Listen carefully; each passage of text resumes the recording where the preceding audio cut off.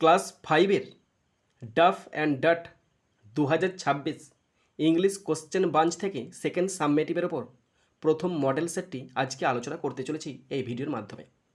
বন্ধুরা, তোমরা যদি প্রত্যেকে সেকেন্ড সাবমেটিভ পরীক্ষায় বেশি নাম্বার পেতে চাও, তাহলে আমি বলবো তোমরা আমার এই ভিডিওটা শেষ পর্যন্ত শোনো আর দেখো, কেননা এখান থেকে সিন আনসিন গ্রামার রাইটিং সব কিছু কমন আসার একটা সুযোগ আছে। তোমরা ভালো করে শোনো আর দেখো। Duff and Dutt 2026 question bank class 5 page number 194, second summative evaluation 2025, Gobardanga Khantura high school. Time 1 ঘন্টা, ফুল মার্কস 30। প্রথম আছে সিন, সিন থেকে প্রথম আছে প্রোজটি নেওয়া হয়েছে দ্য ক্লেভার মাঙ্কি নামক প্রোজ থেকে নেওয়া হয়েছে। ক্লেভার মাঙ্কির ইউনিট 1-এর ওয়ান্স আপন আ টাইম এখান থেকে অন টু দ্য আইল্যান্ড পর্যন্ত অংশ নেওয়া হয়েছে। শুরু করছি কোশ্চেনগুলো। প্রথম আছে এর দাগ, আনসার দ্য ফলোয়িং কোশ্চেন্স 1 × 2 = 2। দুটো কোশ্চেন আছে, 1 নাম্বার করে 2 number. First number 1, where did the monkey live? বানরটি কোথায় বাস করত? আনসার লিখেছি দ্য মাঙ্কি লিভড, বানরটি বাস করত on the bank of a river, একটা নদীর তীরে বাস করত। Question 2, what was so attractive to the monkey? বানরের কাছে কোনটা সবচেয়ে বেশি আকর্ষণীয় ছিল? আনসার লিখেছি সুইট অ্যান্ড জুসি ফ্রুটস, এখানে ছিল ওয়াজ, আমি করে দিলাম ওয়ার, কারণ দুটো সাবজেক্ট আছে। Were so attractive to the monkey, মিষ্টি এবং রসালো ফল বানরের কাছে খুবই আকর্ষণীয় ছিল। বিয়ের দাগ, write T for true and F for false statements 1 × 2 = 2।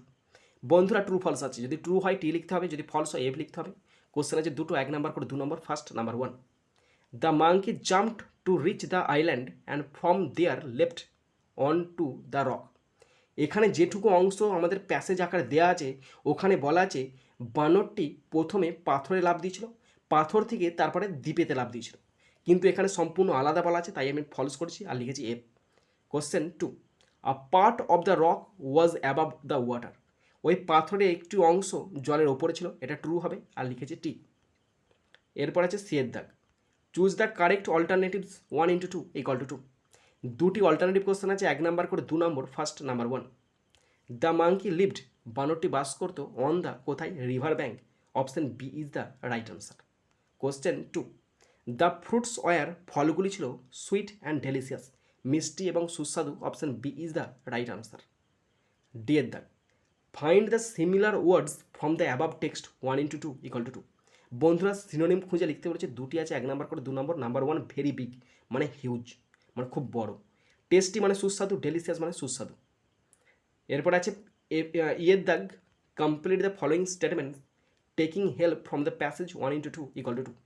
দুটো কমপ্লিট সেন্টেন্স আছে, 1 নাম্বার করে 2 number. First number 1, at a distance from the bank, bank থেকে কিছুটা দূরে, there was a huge rock in the river, নদীতে একটি বড় পাথর ছিল। Question 2, the monkey lived on the bank of a river, বানরটি বাস করতো একটি নদীর তীরে। ওকে। এরপর আছে আনসিন, এখানে খুব সুন্দর একটি আনসিন আছে, পুরো আনসিনটার বাংলা মানেটা আমি পড়ে শোনাচ্ছি, তোমরা শোনো। You must have heard the name of Upendra Kishore Ray Chowdhury, তোমরা প্রত্যেকে উপেন্দ্র কিশোর রায় চৌধুরীর নাম শুনে থাকবে। The writer of the Goopy Gyne Bagha Byne, তিনি গুপিগাইন বাঘাবাইনের লেখক। His real name was Kamoda Ranjan, তার অরিজিনাল নাম Kamoda Ranjan. He was the second son of Kalinath Ray, তিনি ছিলেন দ্বিতীয় পুত্র কালীনাথ রায়ের। Later he was adopted by his uncle, পরবর্তীকালে তার কাকা তাকে দত্তক নেয়, তার কাকার নাম হরিকিশোর অ্যান্ড নেমড উপেন্দ্র কিশোর, এবং পরবর্তীকালে তার কাকা তার নাম রাখে Upendra Kishore. He was born in 1863 at Masua in Mymensingh, which is now in Bangladesh. তিনি জন্মগ্রহণ করেন 1863 সালে ময়মনসিংয়ের মাসুয়া গ্রামেতে, যেটা এখন বাংলাদেশে অবস্থিত। হি পাস্ট অ্যাওয়ে ইন 1915, তিনি 1915 সালে মারা যান। He was the proud father of Sukumar Roy, তিনি বিখ্যাত লেখক সুকুমার রায়ের গর্বিত বাবা ছিলেন। A great name in Bengali literature, আর সুকুমার রায়ের নামটা বাংলা সাহিত্যে বিশিষ্ট একটা বিখ্যাত নাম। হিজ গ্র্যান্ড চাইল্ড, তার নাতি ছিলেন সত্যজিৎ রয়। আ গ্রেট ফিল্ম মেকার, তিনি ছিলেন একজন বিখ্যাত চলচ্চিত্র নির্মাতা অ্যান্ড এ ফেমাস রাইটার, আর বিখ্যাত লেখক। উপেন্দ্র কিশোর ওয়াজ আ গ্রেট লিটারারি জিনিয়াস, তিনি ছিলেন একজন সাহিত্যিক প্রতিভা। হি ডিভোটেড হিমসেলফ, তিনি নিজেকে উৎসর্গ করেছিলেন to write books for children only, শুধুমাত্র শিশুদের জন্য বই লেখার জন্য তার জীবনটা তিনি উৎসর্গ করেছিলেন। টুনটুনির গল্প, ছোটদের রামায়ণ, সেকালের কথা আর read even now with great interest by the children. এখনও এই সমস্ত গল্পগুলো, তার লেখাগুলো শিশুরা প্রচণ্ড আগ্রহ নিয়ে পড়াশোনা করে।